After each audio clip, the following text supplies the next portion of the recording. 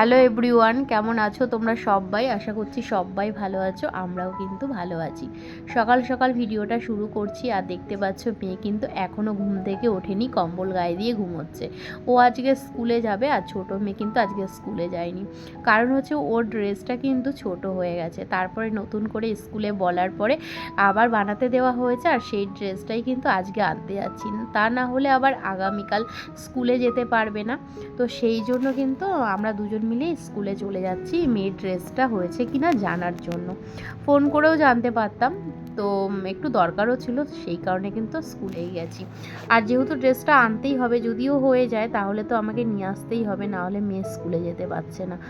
ড্রেসটা একদমই ছোট হয়ে গেছে।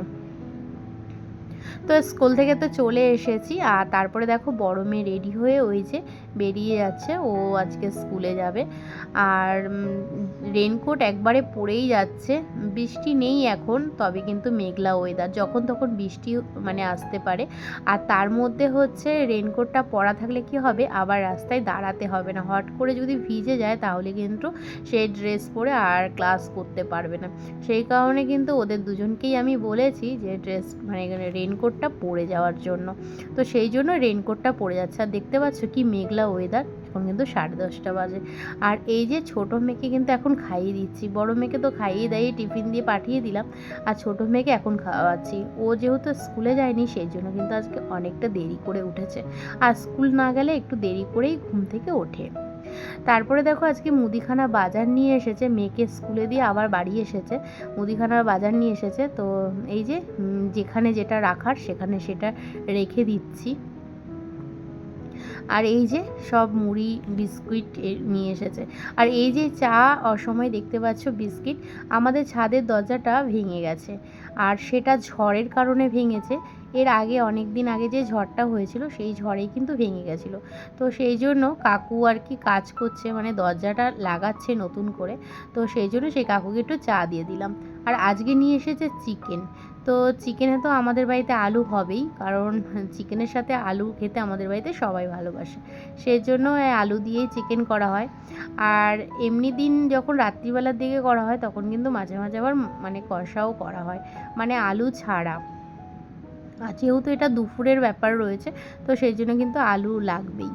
আর এই যে পেঁয়াজটাকে ভেজে নিচ্ছি, সেই একই প্রসেস, যে পেঁয়াজটাকে ভেজে তারপরে মাংসটা কিন্তু আমি একটু ভেজেই নিই। কারণ কি বলো তো, মাংসের গায়ে যে মানে রক্ত লেগে থাকে, মানে দেখবে মেখে করলে সেই রক্তটা যেন যায় না।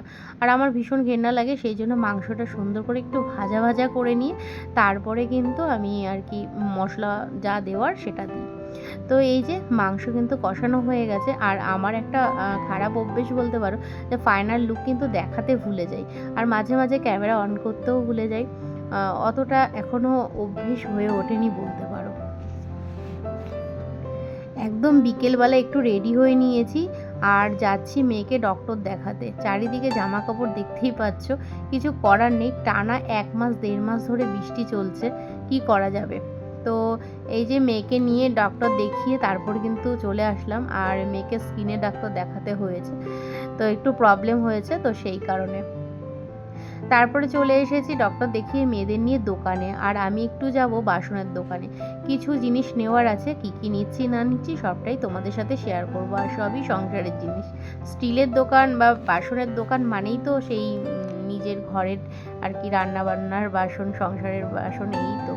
আর এইদিকে দেখো মেয়ে কিন্তু বায়না করছে, ও বলছে যাবে, আর আমি বলছি না, যেতে হবে না, যেহেতু এতগুলো হেলমেট লাগবে, তার মধ্যে স্কুটিতে এতগুলো লোক না যাওয়াই ভালো, অনেক দূর রাস্তায়। আর এখানে এই যে বজরংবলী পুজো হচ্ছে, আর আজকে কিন্তু মঙ্গলবার, সেই জন্য ঠাকুরকে একটু দেখিয়ে দিলাম। আর আমি নামতে পারিনি।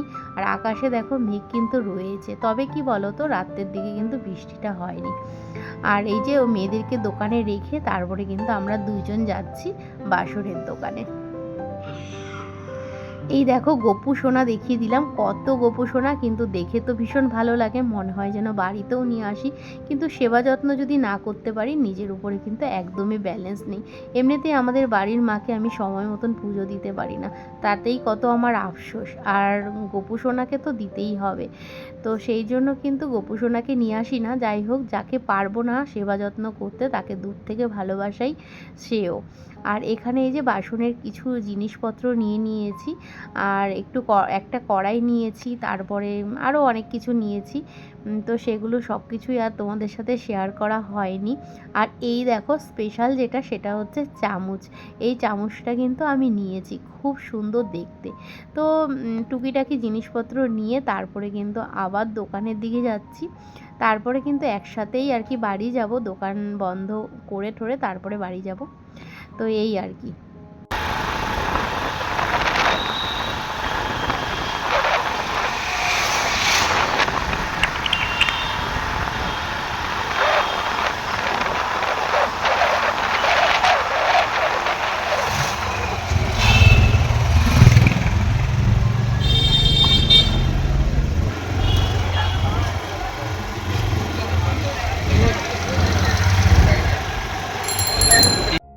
তবে আমরা যেখানে বাসন কিনতে গেছি ওখানে কিন্তু শুধুমাত্রই বাসনের দোকান। দেখবে এক একটা বাজার এক এক রকমের হয়। কোনো একটা বাজারে দেখবে শাড়ির দোকান বেশি, কোনো একটা বাজারে হয়তো জুতোর দোকান বেশি। তো সেরকমই কিন্তু ওখানে বাসনের দোকানই বেশি, প্রচুর পরিমাণে বাসনের দোকান। তো দেখেও কিন্তু ভালো লাগে, আর বেছেও কিন্তু নেওয়া যায়।